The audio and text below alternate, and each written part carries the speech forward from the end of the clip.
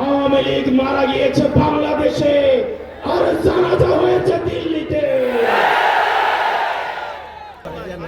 আমরা এখানে জমায়েত হতে পেরেছি, আমরা যেসব দাবিতে জমায়েত হয়েছে আজকে,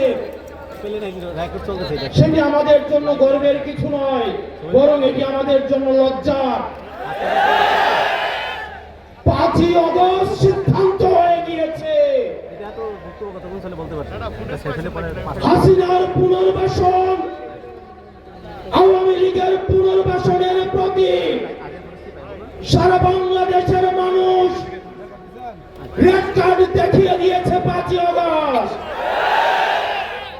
5ই আগস্টের পরে 5ই আগস্ট আমরা সিদ্ধান্ত জানিয়ে দিয়েছি, এই ভূখণ্ডে আওয়ামী লীগের আর পুনর্বাসন হবে না।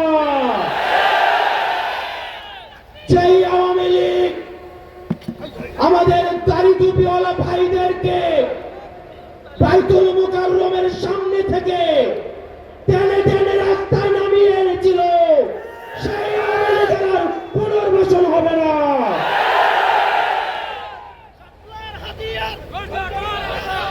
প্রিয় সংগ্রামী সহযোদ্ধা, অত্যন্ত পরিতাপের বিষয়, আজকে 8 মাস পরে এসেও আমাদের দেশের অনেক রাজনৈতিক দল, অনেক রাজনীতিবিদ আমাদেরকে বারবার করে মনে করিয়ে দেয় আওয়ামী লীগ নাকি রাজনৈতিক দল, এবং এই রাজনৈতিক দল নিয়ে সিদ্ধান্ত আসার এখতিয়ার নাকি তাদের নেই।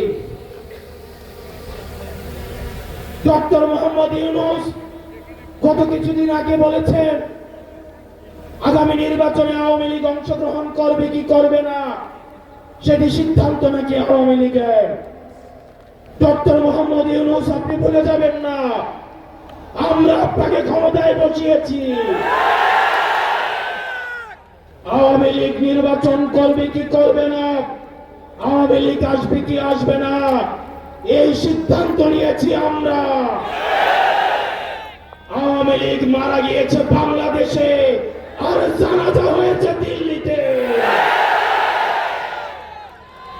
আমার ভাই আপনার এবং শহীদ আবু আলিফের রক্তের উপরে পাড়া দিয়ে এই আওয়ামী লীগ বাংলাদেশে আসবে না। এই সংস্কার আমাদের দেশের সবচেয়ে বড় সংস্কার, আওয়ামী লীগকে নিষিদ্ধ করতে হবে। কোন কিন্তু অথবা নেই, আচ্ছা দেখছি এরকম কিছু নেই, আওয়ামী লীগকে নিষিদ্ধ করতেই হবে।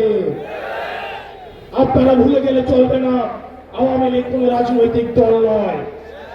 ৭১ পরবর্তী সময়ে আপনারা দেখেছেন শেখ মুজিব সর্বপ্রথম বাকশাল কায়েম করে গণতন্ত্রকে গলাটিতে হত্যা করেছে। ১,৫৪,০০০ গুলি হেফাজত ইসলামের নেতা কর্মীদের উপর বুকের উপর চলে।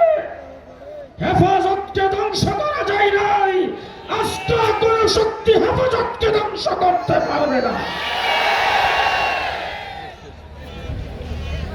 সংগ্রামী সাথী ও বন্ধুগণ,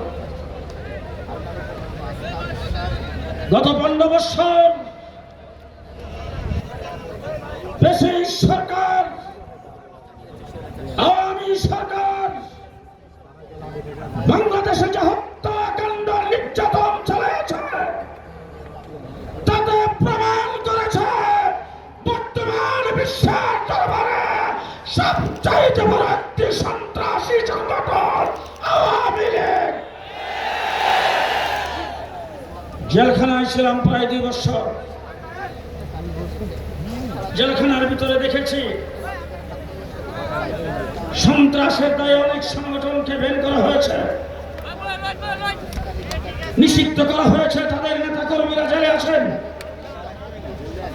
যতগুলি সংগঠনকে নিষিদ্ধ করা হয়েছে সবগুলি সংগঠনের নিষিদ্ধ হওয়ার কারণ বা সন্ত্রাসী কার্যক্রম যদি তালাশ করা হয়, আওয়ামী লীগের একদিনের সন্ত্রাসের সমান হবে না। সুতরাং আজকের মঞ্চ থেকে দাবি জানাতে চাই, সন্ত্রাসের দায়ে আওয়ামী লীগকে নিষিদ্ধ করতে হবে, আওয়ামী লীগকে নিষিদ্ধ করতে হবে।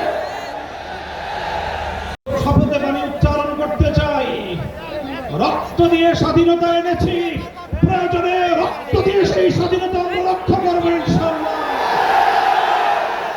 স্বাধীন বাংলার দাঁড়িয়ে আমরা বলতে চাই, নারী সংস্কারের নামে আল্লাহর কোরআনকে, ইসলামকে যে কটাক্ষ করা হয়েছে, ধর্মীয় উত্তরাধিকার বিধান, পারিবারিক বিধানকে নারী পুরুষের মধ্যে বৈষম্যের প্রধান কারণ বলে আখ্যায়িত করে বিতর্কিত নারী বিষয়ক কমিশন এদেশের সংখ্যাগরিষ্ঠ মানুষের ধর্মীয় অনুভূতিতে আঘাত প্রদান করেছে।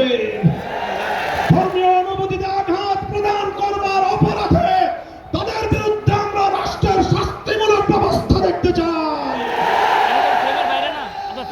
ইসলাম বাংলাদেশ বলতে চায়, এই তথাকথিত পশ্চিমা ধ্যান ধারায় বিশ্বাসী বিতর্কিত নারীবাদীদের আদর্শ এবং দর্শন নয়, বরং হেফাজতে ইসলাম বাংলাদেশ ইসলাম প্রদত্ত আল্লাহর ঘোষিত নারীর ন্যায্য অধিকারে বিশ্বাসী। ইনশাআল্লাহ হেফাজতের সংগ্রামী মহাসচিব কর্মসূচি ঘোষণা করবেন। সারা বাংলাদেশ জুড়ে হেফাজতের নেতা কর্মীদেরকে আগামী মাসগুলোতে গোটা বাংলাদেশ জুড়ে নারীর